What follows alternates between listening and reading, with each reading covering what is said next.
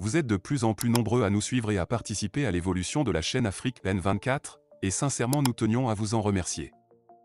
Nous lisons tous vos commentaires qui enrichissent le débat et vraiment nous vous demandons de nous soutenir, en aimant les vidéos pour une large diffusion, et pour continuer à avoir une ligne éditoriale indépendante, et vous proposer de nouvelles émissions toujours de plus en plus enrichissantes. Ne restons pas passifs, soyons actifs. Merci et à bientôt. Trafic illicite de produits sanguins à l'hôpital Saint-Joseph de Dacha.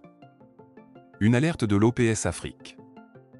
Le trafic illicite de produits sanguins à l'hôpital Saint-Joseph de Dacha, tel que dénoncé par l'Observatoire pour la promotion de la santé en Afrique, OPS Afrique, soulève des préoccupations majeures quant à l'éthique médicale et à la protection des droits des patients au Togo.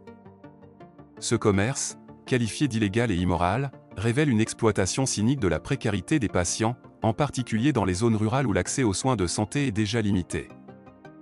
Un réseau bien organisé et une exploitation systématique des patients.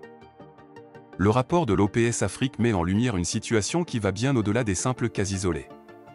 L'hôpital de Dacha est le théâtre d'un réseau organisé de trafic de produits sanguins, une pratique qui va à l'encontre des lois et règlements en vigueur. La vente illicite du sang, élément indispensable dans le traitement de plusieurs pathologies graves, compromet non seulement la santé des patients, mais aussi la confiance dans le système de santé publique. L'une des pratiques clés de ce réseau consiste à créer artificiellement une pénurie de poches de sang. Les trafiquants, qui incluent des membres du personnel hospitalier, stockent délibérément les poches de sang, réduisant ainsi l'offre disponible et augmentant les prix. Ce mécanisme pernicieux, qui touche directement les familles les plus vulnérables, transforme une ressource médicale vitale en marchandise de luxe. Témoignages alarmants des victimes. Les témoignages recueillis par l'OPS Afrique révèlent l'ampleur du problème. Le cas d'un enfant de 6 ans, hospitalisé le 31 août, est particulièrement révélateur. Ses parents ont été contraints de payer 15 000 francs CFA par poche de sang, un tarif bien supérieur aux 6 000 francs CFA habituels. Ce type d'arnaque est rendu possible par la collaboration de certains infirmiers corrompus, qui justifient leurs actes en prétendant agir sous les ordres de la directrice de l'hôpital. D'autres victimes ont également fait état de pratiques similaires dans d'autres régions. Par exemple, un parent dans la région de l'Est Mono aurait payé le même montant exorbitant pour une poche de sang fin août 2024. Ces cas montrent que le problème s'étend potentiellement bien au-delà de l'hôpital Saint-Joseph de Dacha.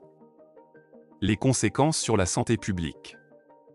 Le trafic illicite de produits sanguins a des répercussions graves sur la santé publique. En plus de violer le principe fondamental d'équité dans l'accès aux soins, ce commerce illégal expose les populations à des risques sanitaires accrus. Le sang, une ressource limitée, est soumis à des contrôles stricts en raison du risque de transmission de maladies infectieuses telles que le VIH ou les hépatites. En trafiquant ces produits, il y a un risque réel que des poches de sang soient distribuées sans avoir subi tous les tests de sécurité nécessaires, augmentant ainsi la probabilité de transmission de maladies. D'un point de vue éthique, ce trafic viole les principes de base de la transfusion sanguine tels qu'énoncés dans les articles 551 et 552 du Code de la santé. Ces articles interdisent explicitement toute forme de commerce de sang humain et exigent que la transfusion sanguine soit basée sur les principes du volontariat, du bénévolat et de l'anonymat, sans but lucratif. Ce cadre juridique est conçu pour protéger les receveurs de sang et garantir que la santé des patients ne soit pas compromise par des intérêts financiers. Implication de la direction et la nécessité d'une réponse ferme. Ce qui est particulièrement troublant dans cette affaire, c'est l'implication directe de la direction de l'hôpital dans ce trafic. Les infirmiers impliqués ont avoué qu'ils agissaient sous les ordres de la directrice, une affirmation qui, si elle est vérifiée, montre un niveau de corruption et d'impunité choquant au sein de cette institution. Cette situation, qui est perçue comme une trahison des valeurs fondamentales de l'éthique médicale, nécessite une réponse urgente des autorités compétentes. L'OPS Afrique, dans sa saisine adressée au ministre de la Santé et de l'Hygiène publique, appelle à une enquête approfondie et à des actions immédiates pour démanteler ce réseau. Il s'agit non seulement de mettre un terme à ces pratiques, mais aussi de restaurer la confiance des populations dans le système de santé. Pour cela, il est indispensable que des sanctions exemplaires soient prises contre les responsables, qu'il s'agisse des membres du personnel hospitalier ou de la direction. Un problème plus large de corruption dans le secteur de la santé. Le trafic de produits sanguins n'est que la pointe de l'iceberg dans un système de santé où la corruption semble s'enraciner. Le détournement de médicaments, la vente illicite de produits pharmaceutiques, Et les pots de vin exigés pour accéder à des soins ou des traitements spécialisés sont d'autres formes d'abus qui gangrènent les structures de santé publique dans plusieurs régions du Togo.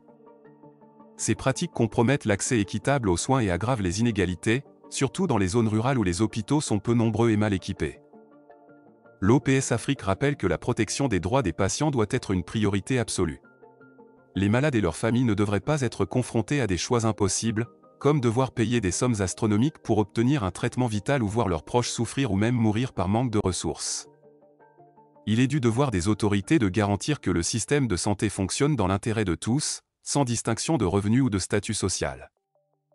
Appel à la réforme et à la vigilance. La résolution de ce problème exige plus qu'une simple intervention ponctuelle pour démanteler un réseau de trafiquants.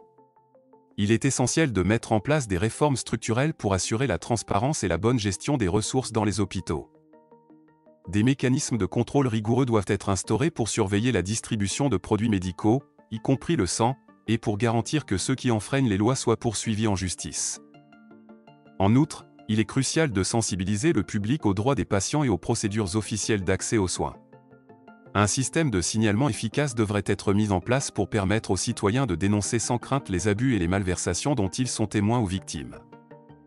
Le trafic illicite de produits sanguins à l'hôpital Saint-Joseph de Datcha est une crise qui appelle une réponse ferme et rapide. L'OPS Afrique a sonné l'alarme, mais il appartient maintenant aux autorités sanitaires togolaises de prendre des mesures décisives pour stopper cette exploitation inhumaine. Au-delà de l'hôpital de Datcha, cette affaire met en lumière la nécessité urgente de réformer le système de santé et d'éradiquer la corruption pour assurer un accès équitable aux soins pour tous les Togolais, quelles que soient leurs conditions sociales et économiques. Likez la vidéo si ce n'est pas déjà fait. Laissez aussi votre point de vue en commentaire. Abonnez-vous et cliquez aussi sur la petite cloche de notification pour ne rien rater de nos prochaines vidéos. N'oubliez pas de partager aussi la vidéo et de la liker.